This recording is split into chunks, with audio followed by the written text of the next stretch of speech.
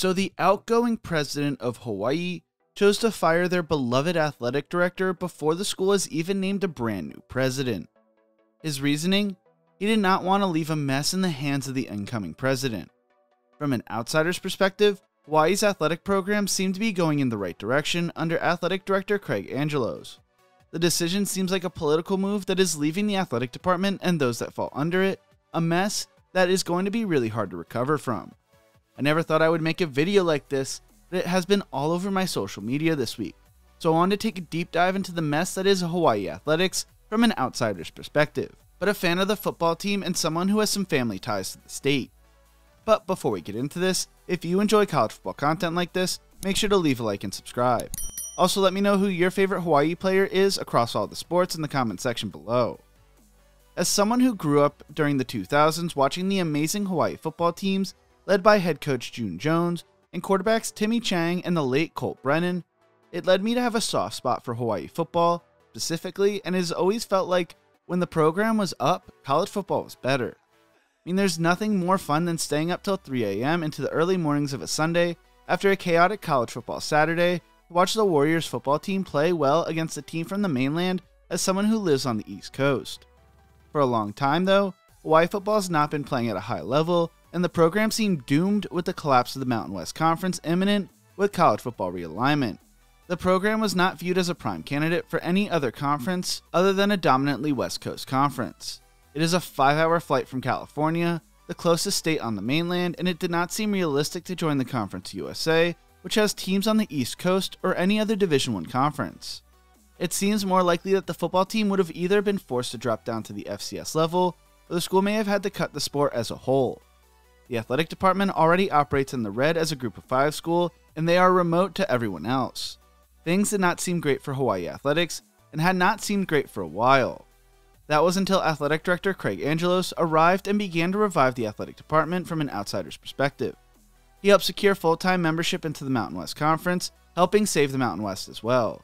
He provided charter flights for the football team, eliminating travel subsidies for Hawaii's opponents, which saved the university and the athletic department a ton of money. The fact that Hawaii football is not chartering flights already is pretty crazy to me, because that means going to an away game in Boise, Idaho, and other places like that in the Pacific Northwest. School was having to figure out how to fly the team through a major airline hub, and then either bus the team or connect the team on an even smaller aircraft to get to an away game. By having charter flights, it made things a lot less time consuming and could help athletes remain fresher for games, reducing the risk of injuries. But Angelos did not stop there. He began pursuing revenue opportunities through premium seating for Hawaii athletic events, and was also in the middle of negotiating a lucrative apparel deal with Nike to continue to bring in even more money to the university and help create an even greater brand identity for the school. So when it was announced this week that the outgoing president, David Lasner, who retires on December 31st of this year, chose to fire Angelos effective December 1st, it was extremely shocking and left a lot of fans, former athletes, and people on the island extremely angry. The athletic director found the move to be blindsiding by the outgoing president and has left a lot of unanswered questions for people, and is going to lead to a lot of turmoil around the program. Angelos had the job for 18 months, mind you, and inherited a disaster. He turned that disaster into all I mentioned earlier in this video. It looked like Hawaii athletics had a chance to operate in the black at some point with the trajectory they were on. Angelos released a statement following the decision saying, "In a short amount of time, I believe we've accomplished so much, like creating new revenue streams, hiring ticket sales teams, revamping fundraising efforts, focusing on NIL initiatives, navigating the effects of the NCAA House settlement, securing a place in the Mountain West Conference while eliminating travel subsidies, arranging charter flights for the football team, negotiating a record-breaking apparel deal, developing facilities master plan, collaborating with the stadium authorities on the new Aloha Stadium project, and balancing the budget for the past 2 years." I understand some may wonder if there were other factors contributing to the separation, especially if my performance seemed to be going well. I want to assure everyone that there is no smoking gun here. No hint of impropriety or malfeasance, either personally or professionally. I have always treated people with kindness and respect, and I've done what is best for the athletic department at all times. While my record speaks for itself, I remain grateful for the president for hiring me and giving me the opportunity to serve as the athletic director at the University of Hawaii. It was truly an honor. As I move forward, I want to sincerely thank everyone for their support. I am especially grateful to the student athletes, head and assistant coaches, staff, tremendous donors, and the Board of Regents, legislators, and all the friends of the program. Throughout my time here, I've always felt a tremendous amount of support from them. I loved being here and am truly sad to be leaving. Nevertheless, I depart with my head held high, grateful for the opportunity to have been a part of the community. I take pride in knowing we did things the right way and achieved meaningful results. Now it's time for me to move forward and seek the next great opportunity in intercollegiate athletics, a career I've loved for 30 years. So for the last time, go Bows. The move is an unusual move, as an outgoing president with less than 1 month left in their tenure would make a drastic move like this. Usually you would let the incoming president make a decision as big as this one, and has a lot of people worried about the future of the program. Sports commentator and former Hawaii coach Rich Mayano felt that this could derail all the good things that have happened in the past 18 months, explaining, you look at the last 18 months and you see this Mountain West Conference deal, you see the new potential apparel deal, you see some things that are actually happening that seem to be so positive within the athletic administration. I mean, there's probably a better candidate out there, but will we, the University of Hawaii, the people, select the right candidate? The track record has been so bad in so many areas. I'm talking from the governors to athletic directors to football coaches. We don't have a stadium, we don't have a grass practice field, we don't have our performance center, we don't have a nutritional center. We are 133rd out of 133 teams in facilities. We continue to make choices that would kind of define the definition of insanity. We want to be a Division I athletic program, we need to start acting like one. And so the selection, just as the election, have great consequences. The Hawaii athletes are pissed about this decision and have already begun a petition that is expected to be signed by all the athletes in the next coming weeks to reinstate Angelos, and some major coaches at the school, including Timmy Chang, are shocked by the move by President Lasner. Hawaii's top booster, Mike Kawazo, who is the head of the Rainbow Warriors NIL collective, has pulled his funding to the school because of this decision as well. The university refused to give him an answer on why Angelos was fired, and if they can't give him a real answer, he does not want to fund an athletic department that continues to shoot itself in the foot.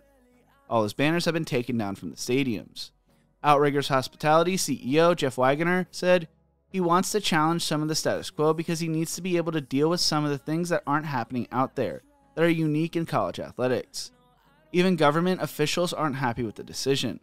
It looks to be a terrible move by an outgoing president that sniffs of clashing egos at a program that cannot afford that. Hawaii athletics means so much to the island, and I want to see them do well again.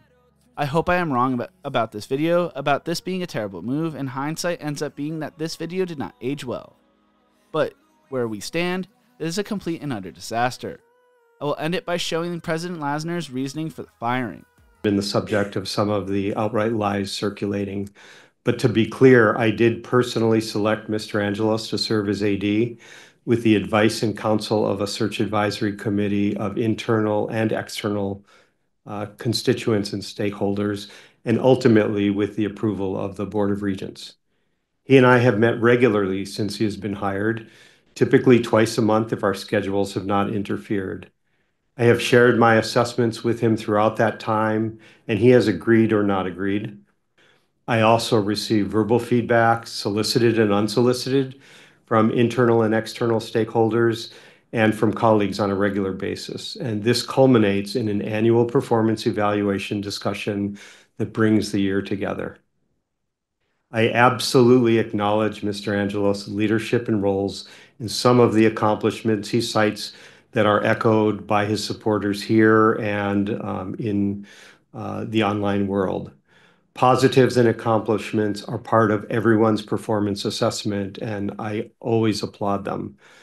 But, for example, university presidents comprise the boards of athletic conferences, so I actually know a little more about the things like conference moves and how many people contribute to make those things happen and how they actually take place beyond a bullet list.